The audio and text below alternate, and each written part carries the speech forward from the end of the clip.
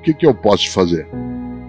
E essa expressão, o que é que eu posso fazer, ela quase sempre, com reticências, com 3 pontinhos, sugere um desalento, uma desistência, uma conformidade. No entanto, outros homens e mulheres pelo planeta fora, entre nós inclusive, decidiram que ao final dessa expressão, o que é que eu posso fazer, no lugar de colocarem reticências ou 3 pontinhos, decidiram colocar um ponto de interrogação. E ao colocá-lo, a frase se torna um compromisso, uma decisão, uma escolha de procurar o melhor, em vez de reduzir a condição. E aí a frase, ela ganha o ar mais expressivo de aparecer como: o que é que eu posso fazer? O que é que eu posso fazer? Isto é, uma pergunta que, não sendo retórica, não sendo uma pergunta só formal para ser feita, ela, ao ter o ponto de interrogação, ela indicou algo que hoje nos auxilia imensamente, que é o fato de podermos, numa noite como hoje, aqui estarmos todas e todos que aqui nos encontramos com um nível de proteção maior, sem escala em relação ao que se teve, por exemplo, há 20 meses. Evidentemente, nenhum e nenhuma de nós está já seguro, ninguém o está. A ciência não tem nenhum tipo, de infalibilidade, mas ela, sendo menos falível do que eu, do que como você, nos sugere trilhas, permite que o nosso grande sertão tenha várias veredas e que a gente encontre nossas trajetórias novamente, desde que um grupo de homens e mulheres em várias áreas, no campo da pesquisa, no campo da saúde, no campo, evidentemente, do abastecimento, do transporte, da segurança pública, pessoas que não cessaram a sua atividade.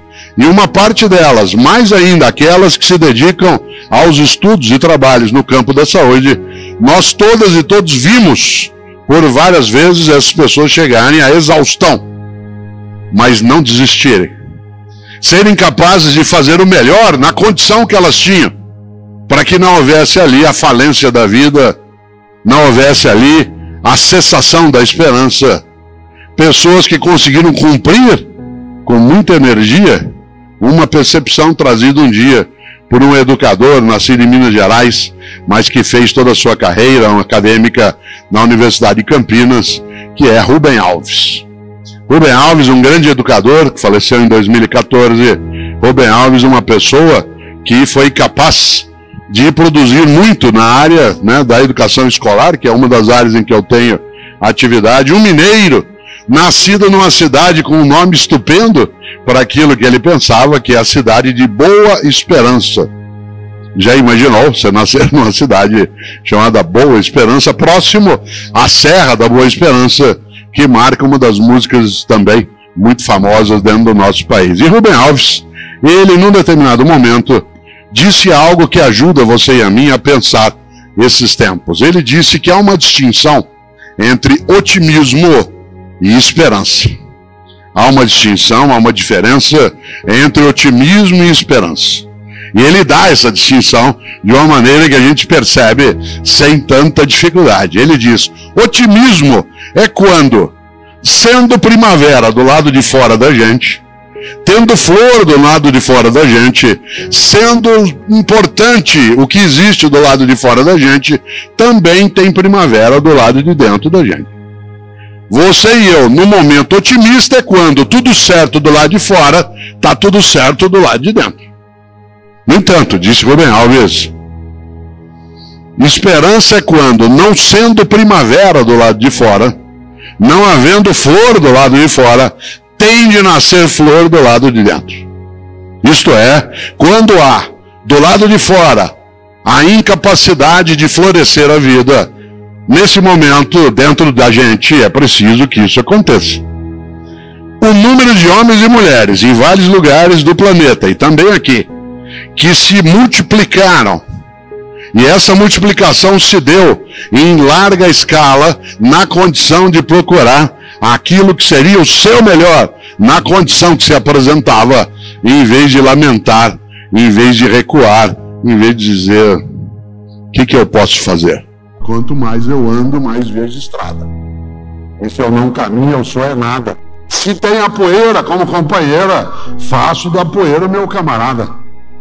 Geraldo Vandré, um gênio paraibano da música, um homem que criou nos anos 1960 uma ideia marcante num festival, que a música, para não dizer que não falei das flores, em que ele cantava, quem sabe faz a hora, não espera acontecer. Ele pegou a frase latina, quem sabe faz a hora, que aliás dá título a um livro meu, lançado durante a pandemia, quem sabe faz a hora, que os latinos usavam, e acrescentou a ideia genial: quem sabe faz a hora, não espera acontecer, faz o melhor, faz a hora certa, a coisa certa, para as pessoas certas, no lugar certo e de modo certo. Já pensou? E nós em 2020 assustamos, inclusive porque nós estamos imaginando, de modo até arrogante, nosso como espécie, que a única ameaça a nós como humanidade viria do espaço. Um meteoro, um asteroide. Aliás, preparamos tecnologia para enfrentá-los com mísseis que poderiam destruí-los ainda na vida. E quem diria que ela veio do nosso convívio? E tomamos um susto imenso, porque a nossa arrogância nos deixava num estado de hiperpotência que não temos. De repente nos demos conta de duas coisas.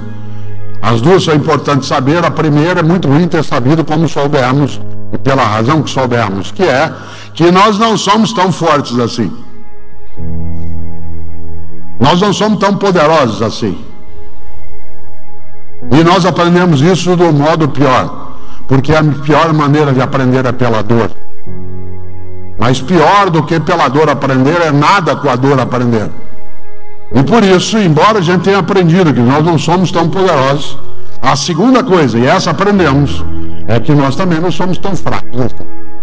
Isto é, quando a gente junta capacidades, desejos, competências e inteligências, nós somos capazes de ultrapassar o horror, a tempestade poderosa. Aliás, quando do início, em 2020, desse momento mais traumático na nossa convivência, algumas pessoas, face ao horror, disseram: o que eu posso fazer? Se entregando. E para nossa benemerência, dezenas e dezenas de mulheres e homens pelo planeta fora, inclusive no nosso país, em vez de dizer o que eu posso fazer, de modo entregue, desanimado, desalentado, colocaram não reticências, 3 pontinhos ao final da expressão, mas colocaram um ponto de interrogação, que foi: o que eu posso fazer? Não de modo insolente, arrogante, mas de modo disponível. O que é que eu posso fazer? E quando se disse que era impossível fazer uma vacina em menos de 10 anos, porque a ciência nunca houvera obtido esse resultado, homens e mulheres que buscaram fazer o melhor conseguiram colocar hoje uma condição em que nós temos aqui centenas e centenas de pessoas planejando, fazendo suas escolhas, algumas com uso de máscara, outras não, porque ela usa de modo contínuo, inclusive porque tem convivência cotidiana com várias pessoas. Alguns escolheram, mas nós não estaríamos assim em agosto do ano passado. Mas eu quero lembrar uma coisa: nosso país ainda tem diariamente mais de 200 óbitos. Só para você e eu não esquecemos, isso é mais do que a gente tinha em março de 2020, quando nós entramos em lockdown.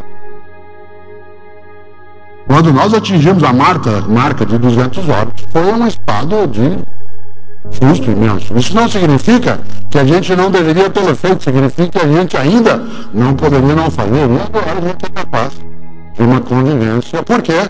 Porque pessoas em várias áreas, na medicina, no cuidado de saúde, no transporte, na geração de energia, na produção de alimento, na segurança, em vez de dizer o que eu posso fazer, se colocaram disponíveis dizendo: o que é que eu posso fazer? Cá estou. Nossa gratidão, ela foi muito forte em 2020 para as pessoas na área de saúde e de cuidados em geral. A gente até às vezes esquece um pouco, mas milhares e milhares de homens e mulheres do campo de cuidados da saúde pereceram e não desistiram. Vocês se lembram quantos que não iam nem para casa para não contaminar a família, ou pessoas que ficavam no final de um dia de trabalho exaustivo, encostadas nas paredes, tentando descansar o corpo, evitando o desespero. Que coisa magnífica!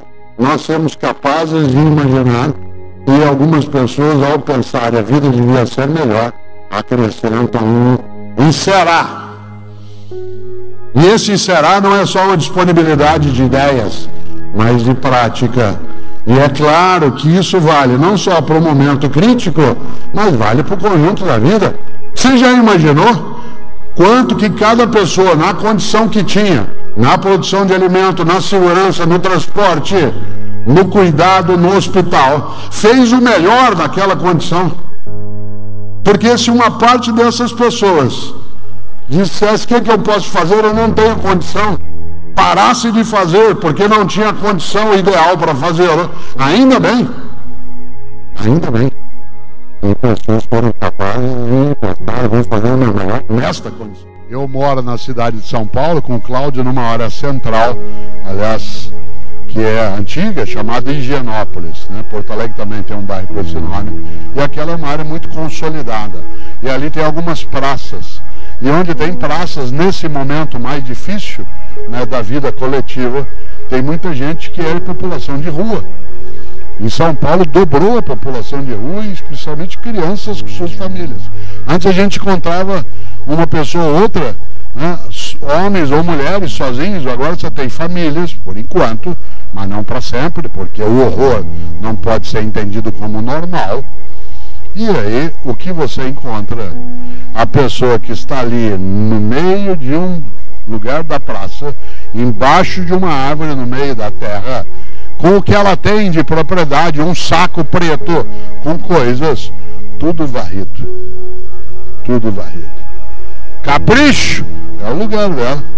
Eu, em Londrina, criança ou depois mais adulto, ia visitar a casa de alguém na roça, na colônia, aquela casa que a gente chama de casa de pau a pique, sabe, madeira com barro trançado. Entrava na casa, chão de terra batida, tudo varrido. Capricho é você fazer o teu melhor na condição que você tem, enquanto você não tem condições melhores para fazer melhor ainda. Mas para que varrer o chão de terra? Capricho.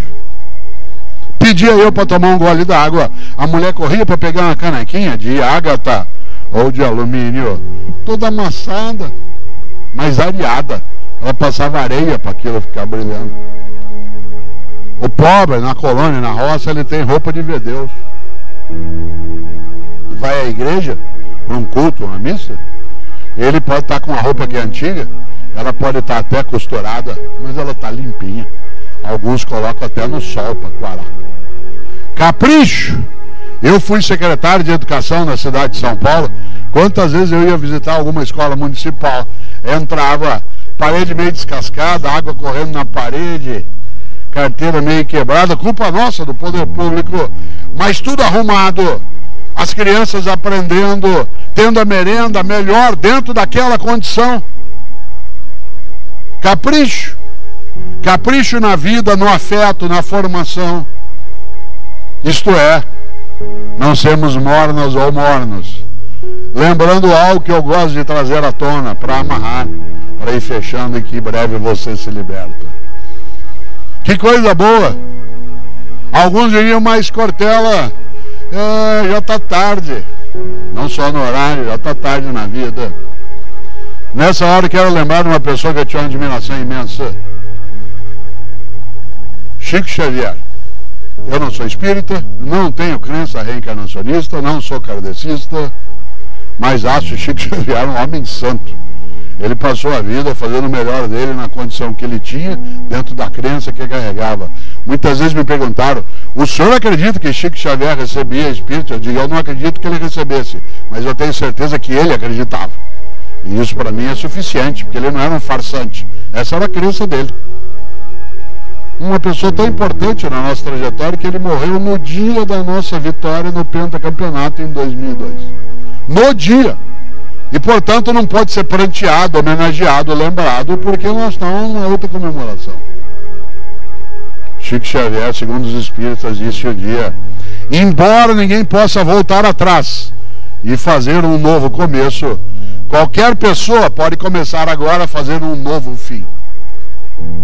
Olha que coisa inteligente, embora ninguém possa voltar atrás e fazer um novo começo, qualquer pessoa pode começar agora a fazer um novo fim. E o que mais me emociona, quando eu vejo esse espaço pleno de pessoas em todos os andares que tem, algumas pessoas que estão me enxergando via telão, outras que precisam ficar encostadas no balcão para ver melhor, mas que não desistiram de ir buscar algo que é a possibilidade de uma reflexão que impeça que, primeiro, que a gente admita o horror na vida como sendo normal. Segundo, que a gente assuma a mediocridade como um caminho evidente. Terceiro, que a gente seja incapaz do capricho. Capricho com a natureza, capricho com a nossa relação, capricho com a paz política, capricho com tudo que dá honra.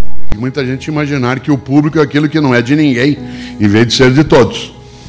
Né? E por isso o descaso, em grande medida, vem também de uma sociedade que historicamente se construiu com uma percepção de que eu estou sendo assistido, né, pelo poder público. A nossa história colonial e uma parte, né, da história imperial e uma parcela significativa da nossa república nos colocou, a nós homens e mulheres cidadãos, como sendo beneficiados por um serviço em vez de proprietários do serviço.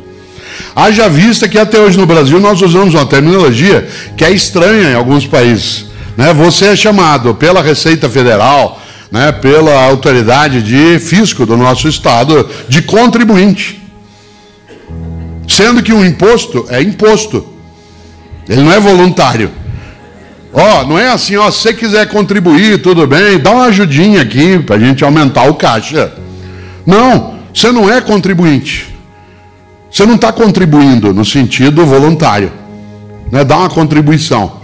Em outros países, especialmente em um país de língua inglesa, o nome do cidadão é taxpayer, isto é, pagador de impostos. Aquele que é chamado de pagador de impostos, ele tem o serviço público e a atividade pública e o patrimônio público como propriedade. Parte de nós o tem ainda, mas não para sempre. Porque a gente muda aos poucos a mentalidade. A gente tem como sendo algo externo a nós. Vocês cuidam, tá? E eu vou ali para buscar.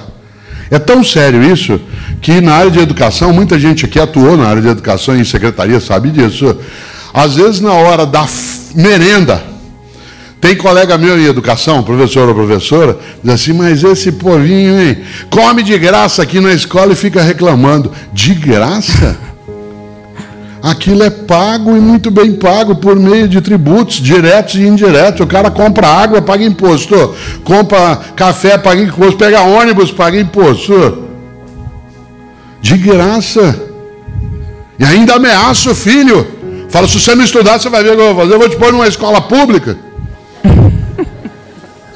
É assim que a gente forma a ideia de que público é o degenerado. Por isso, claro, é uma mentalidade que a gente vai mudar. E por último, dentro disso, é preciso pensar, dá para mudar? O Brasil não tem jeito, cuidado. Há 25 anos, em 1994, quem aqui fumasse, e era o meu caso, eu era fumante também, estaria fumando durante a palestra. Aliás, uma parte dos auditórios tinha, ou no braço da cadeira, ou no verso, um cinzeirinho. Há 20 anos teria uma placa aqui dentro desse espaço escrito, pede-se não fumar. Por favor. Há 10 anos a placa seria proibido fumar. Cadê a placa? Não precisa. A convicção interna e a pressão externa criou outra lógica. Há 25 anos apareceu a obrigatoriedade do uso do cinto de segurança. A maior parte, para escapar da multa, comprou camisa do Vasco da Gama ou da Ponte Preta. Hoje, você nem pensa na multa, você entra no carro e paf! Ou porque o carro não dá partida, ou porque ele fala, ou porque você está convicto, ou porque teu filho é pai, eu sinto. Vai mudando. Muda isso também em relação a essa preservação daquilo que é o nosso serviço, o serviço público. E aí? Aquilo que cura o pessimismo é mostrar, dar o exemplo, fazer com que a pessoa tenha contato com aquilo que funciona. Isto é, quando você visita o nosso arquivo público, quando você vê aquilo funcionando, com os lugares, não com a condição plena que se deseja, porque isso ainda bem é um horizonte, não é um lugar onde se chega. Quando você mostra, por exemplo, aquilo que algumas estruturas de serviço público, elas têm ali um nível de excelência, a gente percebe que o pessimista pode ser que ele esteja apenas se recusando a praticar. Há muitos lugares onde isso é feito. Quando a gente lembra da nossa irmã Dulce, eu a conheci pessoalmente, tive essa honra, uma mulher que pequenininha e frágil, há meio século, pegava sua sacolinha na Cidade Baixa, ali em Salvador, ia até a Praça Roma, onde tinha uma feira de alimentos, e no final da feira pedia alimento para as pessoas doarem o que estava velho ou não tinha sido vendido. E riam daquela velhinha freira, dizendo, ela está louca. E ela fez isso durante anos. Hoje a obra dela atende 60 mil pessoas por dia. Começou com a velhinha, com as costas inclinadas, porque ela dormiu sentada durante 27 anos, né? Ali. Bom, você mostra, funciona, né? Aí o pessimista diz, mas isso é porque ela é irmã Dulce. Sempre ele terá uma desculpa para ser vagabundo. Por isso, a única maneira de curar o pessimista é colocá-lo a trabalhar. E se ele não quiser trabalhar, ele tem que ser mandado embora. E ele terá que ser mandado embora porque ele não serve. E a tarefa é servir. E porque ele, em vez de usar o poder para servir, usa o poder para se servir. Em qualquer nível, hierarquia e instância. Então não pode ficar. Segundo e último disso, claro que o otimismo se ensina a partir da exemplaridade. O exemplo, sem dúvida, é a maneira mais convincente de algo. Quando eu falava agora do uso do tabaco ou do cinto de segurança, esse é um exemplo concreto. Cada vez que eu falo isso que eu acabei de falar, a pessoa fala, nossa, eu não tinha pensado. Mas, de fato, pouco a pouco a gente vai alterando e a criança aprende. Eu vi um dia uma professora de educação infantil numa escola da prefeitura de São Paulo fazer algo... Não imaginei, eu não tinha competência nem inteligência para aquilo que ela fez de inteligente. Uma menina, dentro da escola, no jardim, estava arrancando as flores, tirando as flores e puxando, arrancando. Eu olhei, a professora chegou. Falei, o que será que ela vai fazer? Porque o que eu faria? Ia lá e falava para a menina, não faz isso. E ela ia continuar fazendo, porque não tinha um argumento para ela não fazer. Eu diria, não faz isso, senão... Aí eu fiquei sem palavras. A professora chegou e falou assim, não faz isso, porque se você fizer isso, você não vai ser bonita. Na hora a menininha saiu do arranco das flores. Aliás, ele não falou ser bonita, descontinuar bonita. Que eu achei mais bonito ainda ela dizer, porque se ela disse você não vai ser bonita, dizendo que você não é. Ela usou, você não vai continuar bonita. Aí a menina saiu. Olha que coisa, a exemplaridade. Aquilo que é capaz de capturar e mudar a atitude. Eu não tenho dúvida que essa menina, até hoje, né, ela planta flores para continuar bonita.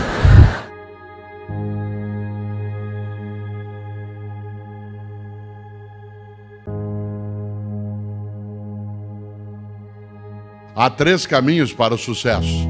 Ensinar o que se sabe, isto é, generosidade mental. Segundo, praticar o que se ensina, ou seja, coerência ética. E terceiro, perguntar o que se ignora, isto é, humildade intelectual. Hoje de manhã, na Voluntários da Pátria, em São Paulo, na porta de um hotel, logo cedinho, uma senhora deu sinal para um táxi, que é um sujeito antigo de pegar um táxi. O táxi parou, ela entrou no banco de trás e falou, por favor, o senhor me leva ao aeroporto de Congonhas? O táxi disse, pois não. E foi. Quando ele já estava ali na Moreira Guimarães, né? Já estava na direção do aeroporto, ela falou, engraçado, o taxista em São Paulo fala tanto, ele está tão quieto, acho que eu não fui simpática com ele. Como ela estava no banco de trás, ela não teve dúvida, foi e bateu nas costas dele. Quando ela bateu, ele meteu o pé no freio, jogou o carro em cima da calçada, ficou pálido, começou a suar. Ela falou, senhor, desculpa, eu não queria assustar o senhor. Ele disse, não, dona senhora, me desculpe, sabe o que é? Hoje é o meu primeiro dia como taxista e a senhora é minha primeira passageira. Ela falou, e o que o senhor fazia antes? Ele falou, eu fui por 20 anos motorista do serviço funerário. Cuidado com o tapinha nas costas. Pode ser o passado te assombrando. Não é porque você faz uma coisa há 20 anos, 30, que você está preparado para fazer. No mundo de mudança e velocidade, nós temos o vir à tona, a emergência, vir à tona, emergir, de múltiplos paradigmas, modos de fazer, de pensar. E nessa hora, claro, é preciso que eu seja capaz de não esvair a competência. Eu o cito em alguns livros, porque eu gosto demais. Beda, que é chamado de São Beda, né, por católicos, ortodoxos, luteranos e também anglicanos. Beda, ele diz algo que eu vou repetir 2 vezes. Ele diz: há 3 caminhos para o fracasso. 3 caminhos para o fracasso. Primeiro, não ensinar o que se sabe. Segundo, não praticar o que se ensina. E terceiro, não perguntar o que se ignora. Digo de novo: há 3 caminhos para o fracasso. Não ensinar o que se sabe, não praticar o que se ensina e não perguntar o que se ignora. Vamos inverter. A você, servidor e servidor público, aqui ou fora daqui, pessoas que colocam o poder da autoridade, do conhecimento, da capacidade a serviço de uma população que precisa. Vamos inverter. Estas são 3 trilhas virtuosas para um passado honroso daqui a 30, 40 anos. Generosidade mental, coerência ética e humildade intelectual. Nós vivemos hoje múltiplos paradigmas. É necessário que a gente tenha coerência ética de praticar aquilo que ensina. Tenha generosidade mental para repartir o que sabe. Mas especialmente, e eu quero usar os teus 3 minutos finais de desespero nessa direção, já se foi mais de 1 hora, você nem notou, você estava cochilando. Quero lembrar que dessas 3 trilhas virtuosas, a mais importante delas é humildade intelectual. Isto é, eu saber que eu não sei todas as coisas. E que se eu quiser não me tornar medíocre, eu preciso estar disponível, permeável a conhecer aquilo que ainda não conheço. Aliás, porque só conhecendo aquilo que não conheço, poderei avaliar se ele tem cabimento no que fazemos ou não. E nesse sentido, abrir a cabeça para o mundo que chega. Num mundo em que eu posso, desde publicar, escrever livros em plataforma papel, como no mundo digital, fazer cursos presenciais, ou como tenho eu, curso online de filosofia. Fazer aquilo que nos permite uma capacidade de fazer essas pontes todas dos nossos tempos de existência, mas acima de tudo, comemorar com humildade. E uma pessoa que tem humildade sabe que não se deve confundir humildade com subserviência. Uma pessoa subserviente é aquela que se dobra, que se humilha, que se enfraquece. Uma pessoa humilde é aquela que sabe que não sabe tudo, é aquela que sabe que não é a única que sabe, aquela que sabe que a outra pessoa sabe que ela não sabe, aquela que sabe que ela e outra pessoa saberão muita coisa juntas, aquela que sabe que ela e outra pessoa nunca saberão tudo que pode ser sabido. Foi claro? Humildade intelectual, generosidade mental e coerência ética. Preste atenção, a humildade intelectual nos coloca a necessidade, inclusive, de prestar atenção em quem não concorda com a gente. Uma das coisas mais tolas é achar que já sabe tudo que pode ser sabido e tudo que é necessário. Eu, Cortella, nunca esqueço. Cautela, um adversário fraco te enfraquece, um concorrente burro te emburrece, uma oposição frágil fragiliza um governo. Porque quando você presta atenção em algo que impede que você se acomode, muda o patamar. Eu, Cortella, quando secretário de Educação na capital paulista, uma parte do trabalho bom que a equipe fez, não foi só isso, mas também isso a gente deveu a uma oposição muito bem feita. Porque a oposição bem feita, aquela que é respeitosa, mas que também não é negligente, permite que a gente não fique, eu faço o que eu posso. Aliás, eu nunca esqueço de um vereador, que hoje é deputado federal, e que infernizava a minha vida. E eu sou grato a ele. Quando eu encontro com ele, eu agradeço em nome da minha equipe, porque ele, para o meu desespero, era o presidente da Comissão de Educação da Câmara Municipal. E ele era da oposição. E por lei, ele podia chamar a mim, executivo, toda semana na Câmara para prestar esclarecimento. E ele chamava. E toda semana eu tenho que ir. Um dia, inclusive, na Câmara, eu cheguei a perder a cabeça na discussão e pratiquei aquilo que chamaria de desacato. Ele não notou na hora, senão ele teria mandado me prender. Porque na hora da discussão, uma hora eu falei, vereador, meu sonho é dar o nome de Vossa Excelência para uma escola municipal. Ele falou, mas não pode nome de gente viva. Eu falei, então. No entanto, eu sou grato a ele por uma razão. Ele dificultou o envelhecimento de ideias e práticas. Ele fez com que eu, servidor público, uma equipe que estava, que eu não acomodasse, sentasse, relaxasse e achasse tudo bem. Eu faço o que eu posso. Aqui não adianta fazer nada. Para que isso? Bobagem. Alguém tem que fazer alguma coisa.